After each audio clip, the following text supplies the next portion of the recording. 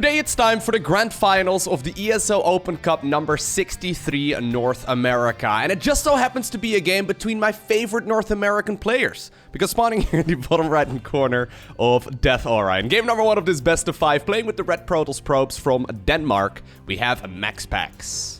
His opponent, likewise also not from North America, with the blue Protoss pieces. He goes by the name of Zest. This seems to be a common thing, though, in pretty much all of the ESL Open Cups. For some reason, there's pretty much never an American in the Grand Finals. Basically, the way that it works, if I understand correctly, is that there's like an American version. By the way, it's a cannon rush. Okay, there's an American version, then there is a European version, and then there is also a Korean version. But I think it only dictates the server that the games are being played on. So, you know, both of these basically had to play on a server that was equally both, or equally bad for the both of them. Anyways, let's see how this goes. So, I casted a PvP between MaxPax and Parting just a couple of days ago. And, alright.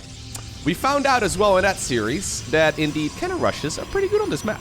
So, you can put up a couple of pylons over there, wait until you have enough minerals available, and then create this nice little nuke right over here. Now, MaxPax has decided to go for the low ground pylon over here. Photon cannons aren't going to be in range of that, right? So, we can figure out here in just a little bit what MaxPax's plan is. He does still have a probe out on the map, but he hasn't followed this up with his own forts yet, which makes me think that he's got a different plan this time around. I mean, oftentimes we see cannon rushes being defended with, you know, forges. So basically you fight fire with fire. You try and get your own photons up. But regardless, Zest is going to be able to, yeah, finish up 3 of them relatively easily. He's got a pylon inside of his opponent's main base already.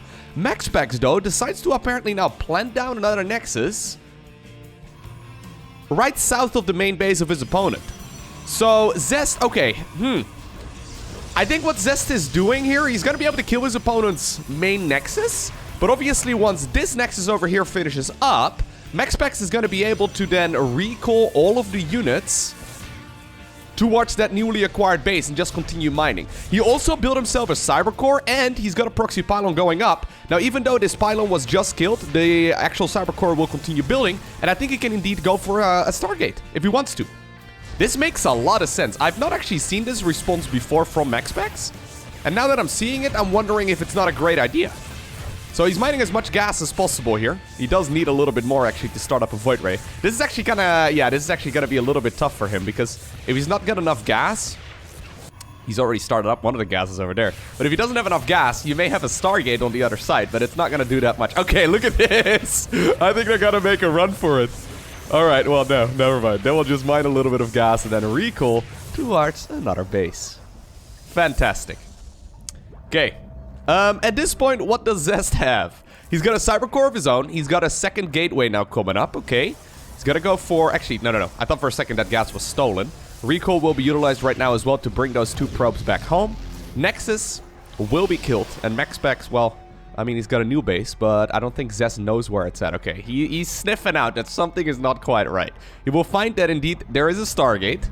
But he also sees that nothing is in production, so he knows that he's successfully denied, at the very least, a little bit of mining over here. Void Ray does start up right now, and obviously now he knows that there is going to be another base somewhere. Alright, 2 Stalkers are available. If he can kill this pylon before the Void Ray is out, that would be an absolute disaster here for Max. Alright, second pylon will actually come up. This is nice. The fact that he planted down a second pylon just barely in time is fantastic.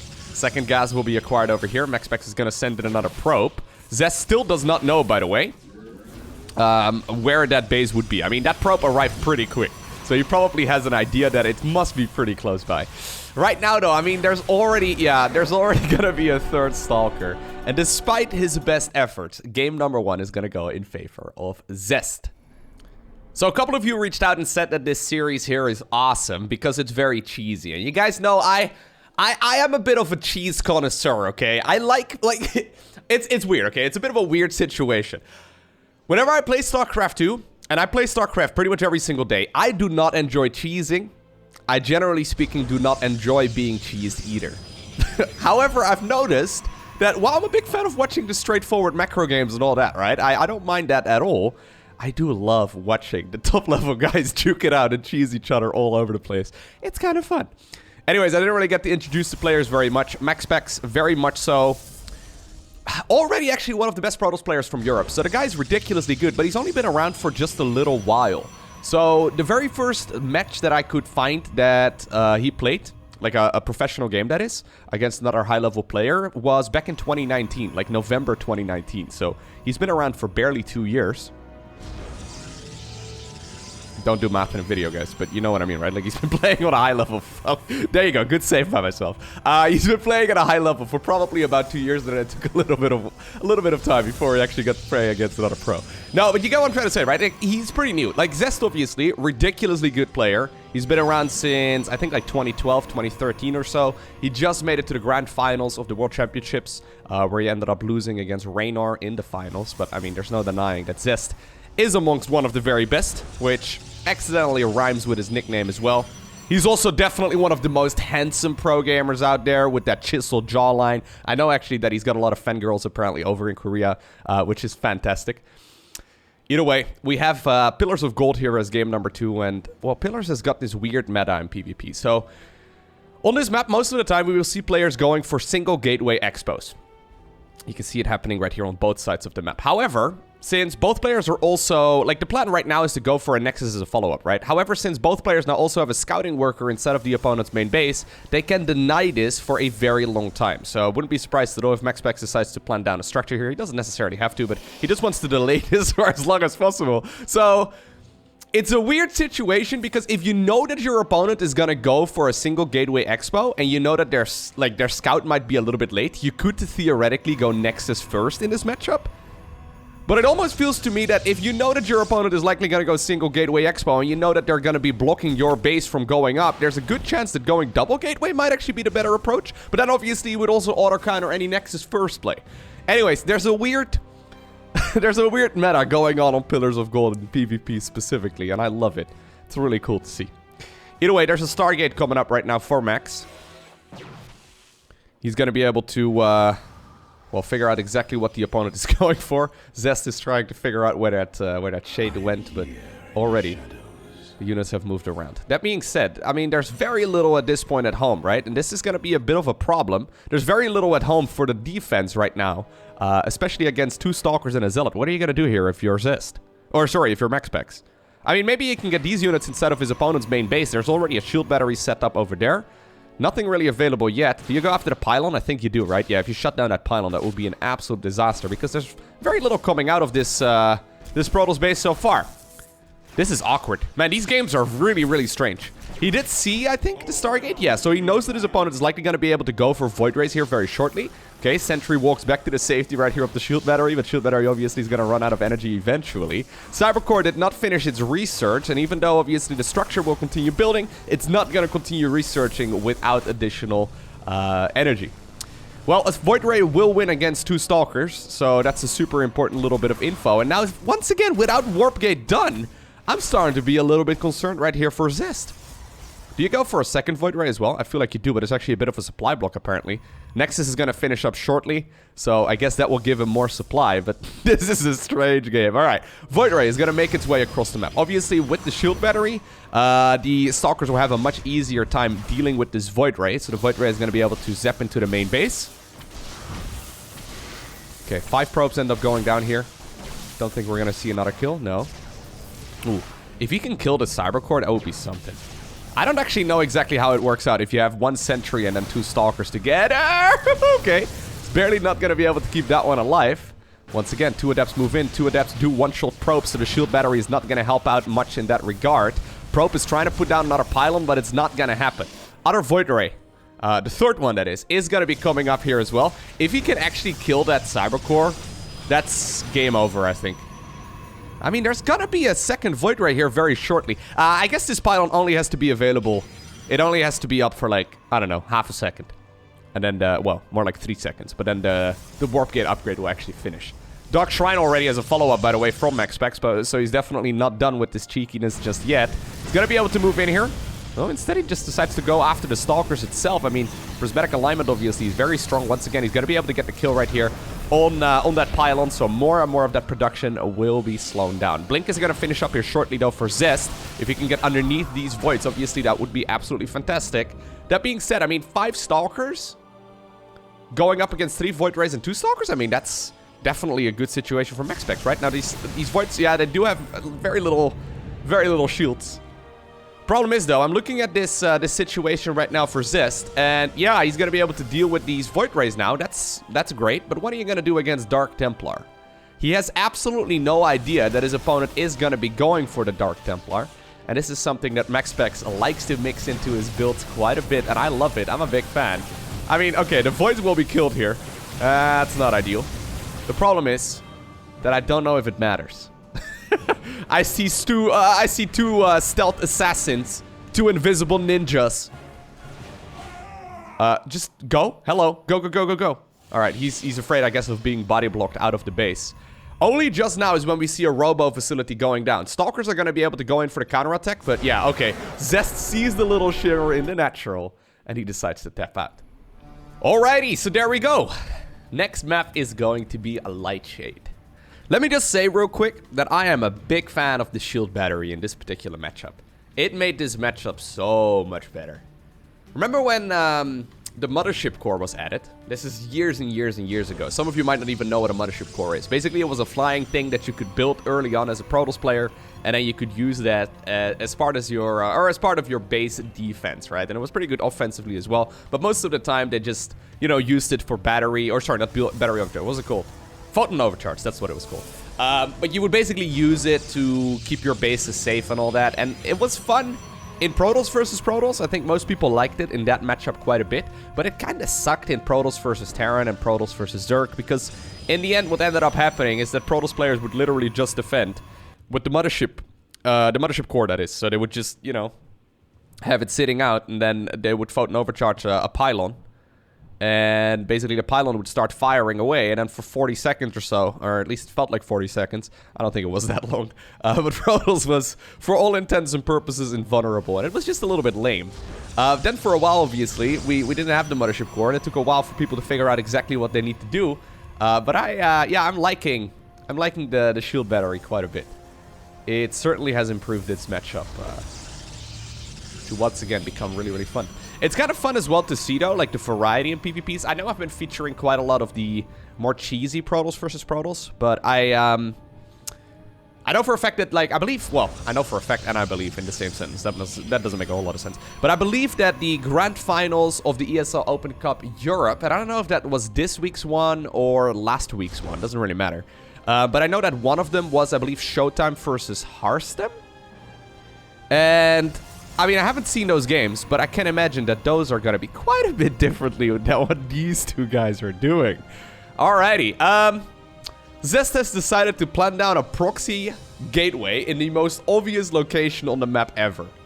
MaxPax, though, is probably going to make the... Okay, well, is he going to scout it? Yeah, like, this is such a stupid spot because it's so obvious to scout, but because it's so obvious, you don't actually expect your opponent to do it. Well, maybe he's going to get high ground vision?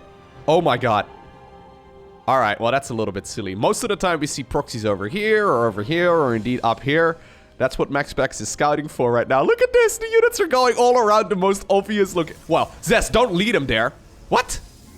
Why? I have nothing. I guess it doesn't matter anymore? Like, he's already producing a Stalker out of it, so, I mean, I feel like you'd rather not give your opponent that heads up, right? Anyways, shield battery will be certainly needed here at home. MaxPax has currently got very little. He's got a Stargate, of course, because he's MaxPax. It's even inside of his main base, though, so that's something. But that's going to be a lot of Stalkers available right now for Zest. He's obviously going to be able to start warping in pretty easily as well, using that pylon power field. I really feel like he should have not given him that intel, though, but anyways. Eventually, this pylon over here will be killed as well. Shield battery is going to finish up here at the front too. Battery overcharge is obviously something to look for as well. So that's a Nexus ability with 50 energy. You can overcharge this battery over here to heal up temporarily. Even better, which is really nice. Either way, this is going to be a triple Stargate pressure. Nexus does come up here for Zest. So yeah, he's probably looking at this and thinking, okay, I'm probably not going to get too much done. I don't know exactly how many Stalkers you need to start killing those Stalkers, even with the shield battery. That Cyber Core is awfully exposed, it feels like, right? I mean, if you killed a pylon, that would be fantastic. Yeah, killing the Cybercore will obviously also make it so that MaxPax can no longer produce any Stalkers of his own. I love this, actually. He brought a couple of Adepts to the party. If they can shade into the main base, that would be fantastic. Or just serve as a distraction. There we go. Void Ray is available, though. One probe of Max is already moving across. It's going to scout, indeed, that this is not going to be an all-in. I feel like you can continue poking here at the Cybercore if you're Zest. Okay, well, this time around, the Adepts, indeed, will commit. Void Ray, second Void Ray that is going to be able to pop out of this. Okay, battery overcharge will be forced to try and keep that cybernetics core alive for a little while longer. Once again, like I was trying to say, the Cybercore is one of the requirements to make a Stalker, right? Like, you literally can't make a Stalker. And the best way to fight, you know, Stalkers is with Stalkers, apparently. Gotta be careful, though. Ooh, battery overcharge is no longer available, obviously, right now. Prismatic alignment is strong. Oh, my God. Well, there it is. With those units being popped out of the sky, Zest will obtain the victory. We're like, what, 15 minutes or so into this video, and we're already in game number 4 on Oxide. I feel like only Protoss versus Protoss would show us that. I mean, you could technically see it in the other matchups too, but you'd almost have to have like players playing the same builds over and over and over again. It just feels like Protoss has got so many different flavors of cheese, right? You have the Camembert, the Brie, the Gruyere, the whatever. By the way, you want to know the Dutch pronunciation of the cheese that apparently Americans will pronounce as Gouda? I mean, I know I've said this before in a video, but apparently it still boggles people's minds. So, this would be pronounced in Dutch as Gouda. Gouda. Unless you live in the south of the country, then it's a little bit different, but I mean, you don't want to live in the south of the country though, right, dude? Okay, now just a little bit of friendly rivalry. Gouda. Goudse kaas. Goudse kaas would be the Dutch pronunciation for that kind of cheese. Or, as we like to call it in the Netherlands, cheese. I had never heard anyone refer to it as Gouda, you know, before I started live streaming, actually. Because we just call it cheese over here. It's it's just Dutch cheese, I suppose. Anyways, let's see. So, once again, we have some low ground wall-offs. Zest, though, this time around decided to go for the very quick Nexus. Now, the problem is, right? If you go for a Nexus first and you save up the 400 minerals or whatever that it costs, right? And you send down a probe and everything. If your opponent decided to go for a very quick scouting probe and they block your Nexus from coming up, it's basically game over. Like, Zerk obviously has at that point the option to take the third base instead. The Terran can just build the, I don't know, Cybercore over here and then, or sorry, not the Cybercore, the CC over here and then fly it over. If Protoss gets their Nexus blocked, it's basically GG. So already a bit of a gamble there from Zest. Because at that point, I mean, if your Nexus gets blocked, I guess you go double gateway and then into a Cybercore much later than your opponent. You've probably noticed in this series already as well that it's all about seconds. And being that... Oh my god, what? He just plants it down right over there. I love it. Zealot will be coming up here. I think we have a Zealot fighting a Zealot here very quickly. Anyways, MaxPax has obviously scouted that his opponent went for a very quick Nexus. He knows that the Cybercore is going to be super late. Look at this! He's planting down a bunch of shield batteries at the front. Even though he didn't get the base blocked, it still feels like Max knows exactly what he needs to do. What a fun player to watch. Like, I think everyone knows that Zest is ridiculously good, right? But I feel like Max is holding his own just fine. He's playing very confidently, right? Like, there's no hesitation. He's like, okay, you went Nexus first? Bam, this is what we do. Okay, you do this and this and that? Bam, this is what we do. And while it hasn't been working out, he's playing like a top-level player here. I think pretty much everyone would guess Zest to win a series like this. But MaxPax is holding his own just fine. Anyways, once again, it's going to be that Void Ray. Ooh, nice little bit of control, though, by both of these. There's a couple of shield batteries here coming up as well for Zest. He's going to start up a second pylon here, too, just in case the first one will be popped. And obviously, that's what that Void Ray is going to be looking for, right? If you... Okay, barely finishes up the wall once again. Max is trying to get in. Anyways, there's a lot of energy that's being drained so far. There's the Void. Battery overcharge, though. I mean, there's no energy. Okay, there's energy over in the main Nexus. There we go. It's going to be utilized right now on one of these batteries, so that's nice and all. Can he just target fire it down? Okay, he's just going to try and go in for the kill. Shield batteries from MaxPax, though, here on the low ground are running very, very low on health. And you can see right now, yeah, that Void Ray is starting to take a little bit of damage, too. I mean, yeah, sure, he ended up killing one of them, but was that really enough? Zest, though, might end up losing a Stalker there, too. He does, indeed. Good control here, man. My god, this is really sick. Like, from both of them, by the way. I mean, I think it's better for MaxPax so far, though. Yeah, look at this. Zest right now has successfully walled his opponent out, but also himself. So those Stalkers really had nowhere to run. Zealots, okay. Zealots deal more damage, actually. They have a higher DPS than Stalkers do. If that Mad Lad can continue slicing away at the Stalkers, eventually he'll be able to get through. Okay, and there we go. Game number 5 in today's Best of 5 series is gonna be taking place on Jagannatha, or whatever you want to call it. Now, by the way, this is, like I said, from the ESL Open Cup, so I think it's $250 for the first place price, and then $150 for the second place price. Although, don't quote me on that. I do have to say, though, I mean, I don't know if anyone from ESL is gonna be listening to this, but I gotta say that I am a massive fan of these weekly online tournaments making a comeback. For a couple years there, we didn't have any of these weekly tournaments as regular as these.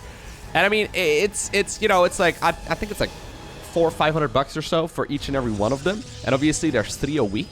It adds up very quickly over time. And I really do think that it makes it much easier for a bunch of those pros to, you know, make ends meet, right? In the end, I mean, being a pro gamer is fun and all, but you still probably have bills to pay. So yeah, it's really cool to see that. I mean, Zest is probably fine, right? He's been around for a long time, but MaxPax, I don't think he's won any major just yet. I really do think it's probably not that long from now, though, until he will. But anyways, must be nice. I mean, I know he's actually very young. Can I have a quick look actually at his Wikipedia page? Yeah. So on his Wikipedia page, it says July 2004. So MaxPax is currently 16 years old then. So his total earnings are currently at about $10,000. Which is nice if you're 16, right? But I wouldn't be surprised at all if by the time that this man turns 18, we're going to be able to add a 0 to the end of that 10,000. Either way, we'll see where this series is going to go. I mean, it has to go with more cheese, right? I mean, we've had cheese 4 out of 4 games. I'm just waiting for what cheese it's gonna be. So Zest is going for the standard classical wall-off right over here at the top of the ramp, whereas MaxPax once again is opting to go for that low ground expo. He's feeling very confident with the low ground expos. I like it. Anyways, Mr. Zest though, did he see it? No, he didn't. He doesn't care. Look at that. He's had absolutely no scouting info. He's like, nah, I'm just gonna go ahead and plant down. There you go. A cybercore, or sorry, a gateway right over there, inside of that green circle. We've seen this before already, right? Triple gateway openers are very, very potent. This time around, Max will be able to scout it a little bit easier, so that's nice. There you go. He will see indeed that it is going to be a very quick third gateway for his opponent. Okay, well, he's going to have to start up Warp Gate here. Hello. Warp Gate? No? Is this on purpose? I feel like you have to go Warp Gate here. I'm no PvP expert, but okay, he decides to go for the Cybercore first. Yeah, I guess you delay it here to go for an extra Stalker and then the Stargate a little bit quicker. Everything is a Cybercore in today's cast, apparently. Interesting. Alright, anyways, if he can obviously shut down that pylon, that would be fantastic. The problem is that obviously there's 2 gateways at the top of the ramp of Zest, so he's going to be able to bring those across the map pretty quickly right now. Second pylon will finish up as well. That probe is not going to be able to lift to tell the tail. Alright, nah, he's actually purposely not getting the Warp Gate upgrade just yet. He's really trying to save up. I guess the idea is that you shut down. I didn't notice if he did that in the previous games as well, but I think you really want to shut down this triple gate aggression and then try and bank on the fact that you have a Nexus as a follow-up. It's just that he needs to keep this alive. Ooh, okay, that one will be cancelled. Once again, confident cancel right there by Max, but I'm looking at this and it's starting to look a little bit shaky.